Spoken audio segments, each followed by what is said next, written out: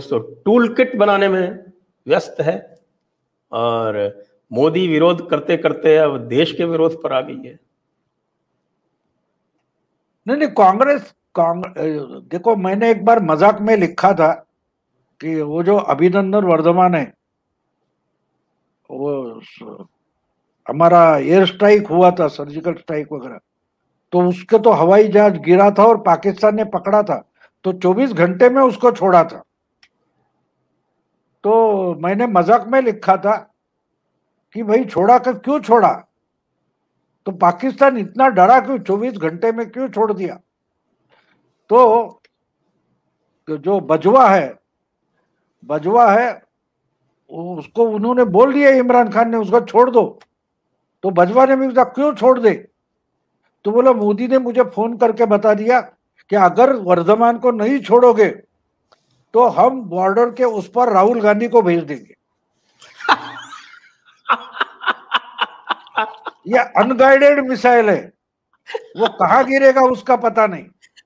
अगर 24 घंटे में राहुल वर्धमान को नहीं छोड़ा तो हम यहां से राहुल गांधी को छोड़ देंगे पाकिस्तान। तो बजवा डर गए और उन्होंने डायरेक्टली वो बॉर्डर पर लाकर उसको छोड़ दिया, हवाला कर दिया। तो बोलने का मतलब ये है कि जो फंसे हुए, आप 2002 से लेकर आज तक कितने टूल किट बनाए, मोदी को कितना बदनाम किया। उस वक्त तो प्राइम मिनिस्टर नहीं थे, गुजरात के चीफ मिनिस्टर थे, फिर भी आपने दुनिया भर में उनको बदनाम किया था, उनका वीसा तक रद्द कर दिया था ना, क्या हुआ। तो आज काय की नई टूल किट बना रहे, और उस पर हम चर्चा भी क्यों करें। ऐसे कितने टूल किट हो गए, कितने टूल किट हो गए। आज उसको टूल किट बोलते, उसके पहले क्या बोलते थे। ये तो बदनामी पहले से चालू है ना। और देश के एक इलेक्टेड चीफ मिनिस्टर का वीसा अगर कैंसिल हो जाता है तो भी भारत की ही बदनामी होती है, जिस पर भारत के किसी भी कोर्ट ने कोई गुनाहगार करके ठप्पा भी नहीं मारा है। उसको अगर वेस्टर्न कंट्रीज या यूएस उसका वीसा कैंसिल कर देती है तो देश का ही अपमान होता था। आज कहां का अपमान बोल रहे हो, ये क्या अपमान। वो अपने आप खुश हो जाते हैं कि देखो हमने बदनाम किया, इनको पूछता है कौन। और टाइम मैगजीन तो ग्रेट डिवाइडर करके चुनाव के पहले बोलेगा और 2 महीने बाद मोदी जीत गए तो ग्रेट यूनिफायर भी लिखेगा ऐसे बेशरम लोगों के बारे में।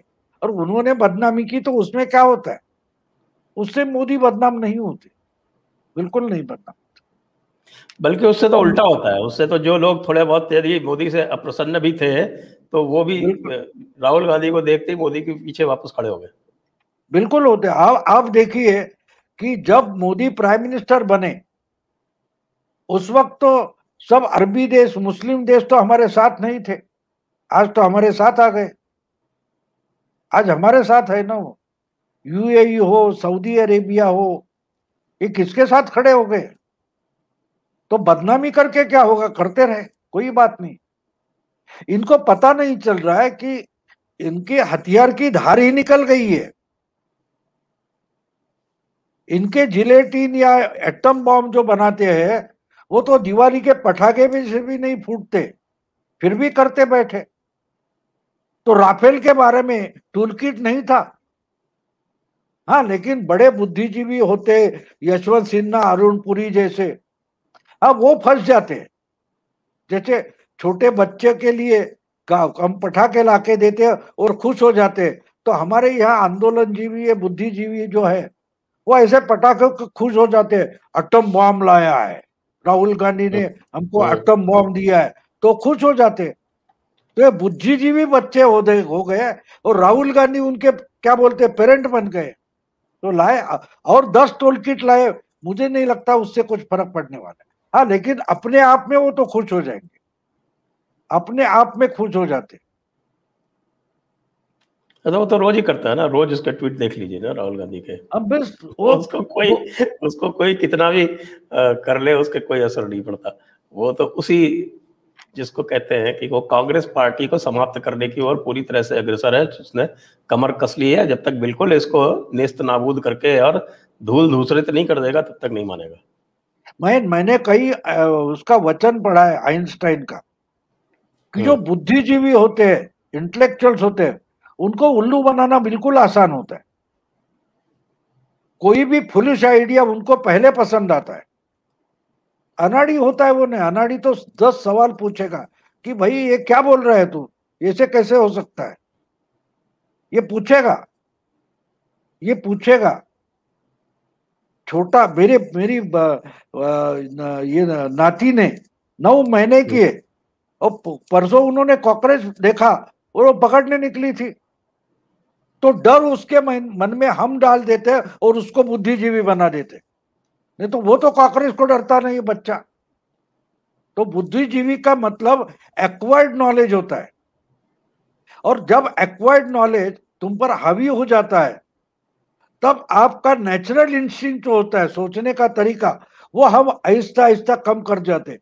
मेरा ख्याल है इब्न खालदून नाम के हिस्टोरियन है 14वीं शताब्दी के, तो उनका एक सेंटेंस मैंने कहीं पढ़ा था कि एजुकेशन और रूल ऑफ लॉ आदमी को नपुंसक बना देती है, इंसान को नपुंसक बना देती है। क्योंकि कानून जो है, कानून का राज जो है, वो बोलता है तू हथियार कोई रखता है, हथियार मत रखो, हम कानून है, हम तेरी हिफाजत करेंगे।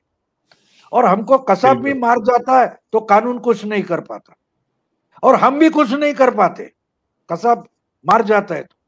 उसको बोलते हैं कानून का राज।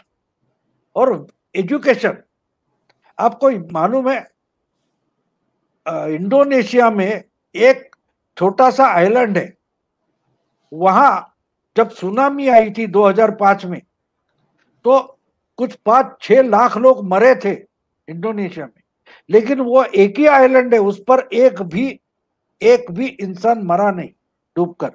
क्यों नहीं मरा?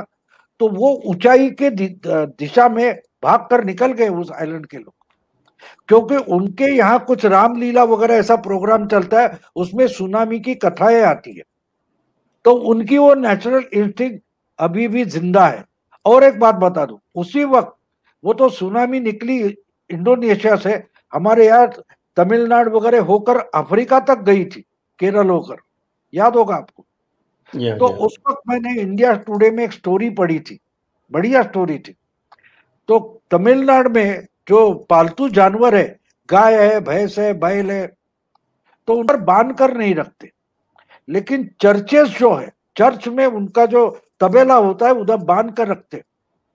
तो वहां के एक फादर ने बोला कि सुनामी आने के पहले 6-7 घंटे ये जानवर इतने इतने बेकाबू हो गए थे कि हमने उनकी डोरियां बंद कर रखे थे, छोड़ दी, वो दौड़कर निकल गए, हमको पता नहीं होता क्या हुआ था, लेकिन वो तो भाग भाग कर निकल गए।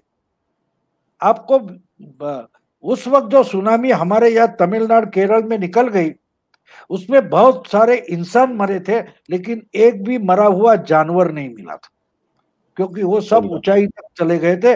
उनकी नेचुरल इंस्टिंक्ट जिंदा है, उनकी नेचुरल इंस्टिंक्ट आज भी जिंदा है। हम तो एजुकेटेड हो गए, हमको अलर्ट आना चाहिए, सुनामी आ रही है, भागो, ऊंचाई तक दौड़ो, ये किसी ने बताना पड़ता है, क्योंकि हम वेल एजुकेटेड है, हम साइंटिफिक समाज हो गए, और हमारी तो इसलिए मैं वो इब्न खालदून का वचन आपको याद कि कानून का राज और एक्वायर्ड नॉलेज इंसान को नपुंसक बना देता है, निकामी बना देता है। बिल्कुल सही है। दर्शकों